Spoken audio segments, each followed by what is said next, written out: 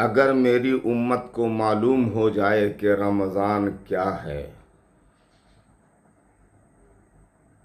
تو امت تمنا کرے کہ پورا سال ماہ رمضان رہے۔ ہر چیز کی شان ہوتی ہے، مہینوں کی شان ماہ رمضان ہے۔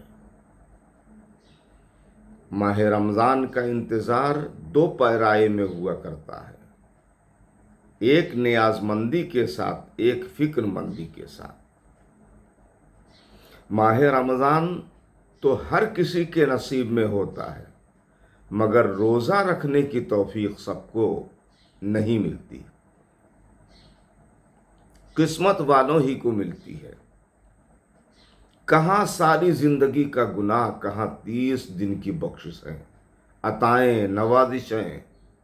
اتنی بخشش تو میرے رب کے سوا کون دے سکتا ہے؟ جناب علی سے روایت ہے، میرے حضور نے ارشاد فرمایا، جس نے ماہ رمضان میں 10 دن کا اعتکاف کیا تو وہ ایسا ہے جیسے اس نے 2 حج 2 عمرے کیے۔ مگر یہاں میری ایک بڑی اہم گزارش ہوگی اور بڑی شدت کے ساتھ ہوگی۔ حضرات، ماہ رمضان میں صرف عبادات ضروری نہیں، عبادت کریں، جم کر کریں، تلاوت کریں، جم کر کریں، مگر عبادت و تلاوت کی حفاظت بھی کریں۔ عبادت و تلاوت پر عمل پیرا ہوں۔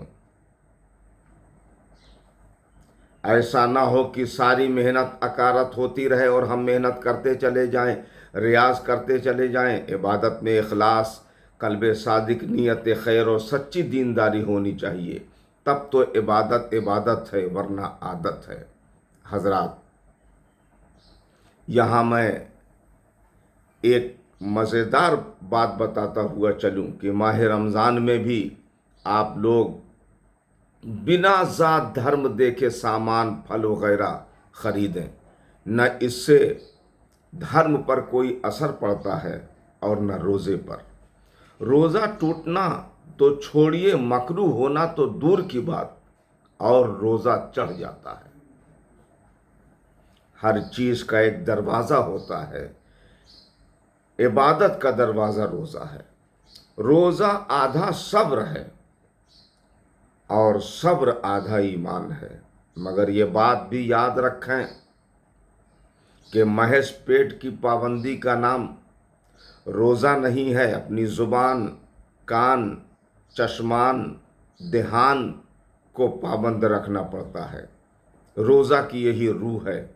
قیامت کے دن روزہ دار قبروں سے اس شان سے نکلیں گے تو روزوں کی بو سے پہچان لیے جائیں گے۔ روزے سے روح کو تازگی ملتی ہے۔ نماز، قرآن کی تلاوت کے ساتھ روزہ رکھنے سے روح بھی پاک ہو جاتی ہے۔ روزے کا تعلق خوف خدا سے ہے، کیونکہ روزہ خدا کی عطا ہے، اسلام کی ادا ہے، شریعت کی وفا ہے۔ اس کا تعلق کلیتاً نہ صحت سے ہے، نہ طاقت سے ہے، نہ عمر سے۔ اصل میں اس کا تعلق خوف خدا اور عشق رسول سے ہے۔ جس کے اندر خوف خدا ہوگا تو اس کے اندر روزہ رکھنے کی ہمت پیدا ہو جاتی ہے، پھر صبر کا مادہ جنم لے لیتا ہے۔ اور یہ بھی یاد رکھیں کہ ہر چیز کی جزا رحمت ہے، برکت ہے، رفعت ہے، مگر صبر کی جزا جنت ہے، اور روزہ صبر کی اعلیٰ نشانی ہے۔ روزے کا مقصد تقوی، اور قرآن نے تقوی پر بہت زیادہ فوکس کیا ہے، کیونکہ تقوی قربت خداوندی کا عظیم الشان ذریعہ ہے۔ تقوی اہل ایمان، اہل عرفان، اہل جنت کی نشانی ہے۔ قرآن نے تقوی کی 3 نشانی بتائی ہے۔ ھدی للمتقین، ہدایت پرہیزگاروں کے لیے ہے۔ نمبر 2، الذین یؤمنون بالغیب، جو غیب پر ایمان لاتے ہیں۔ نمبر 3، ویقیمون الصلاۃ، نماز کو قائم کرتے ہیں۔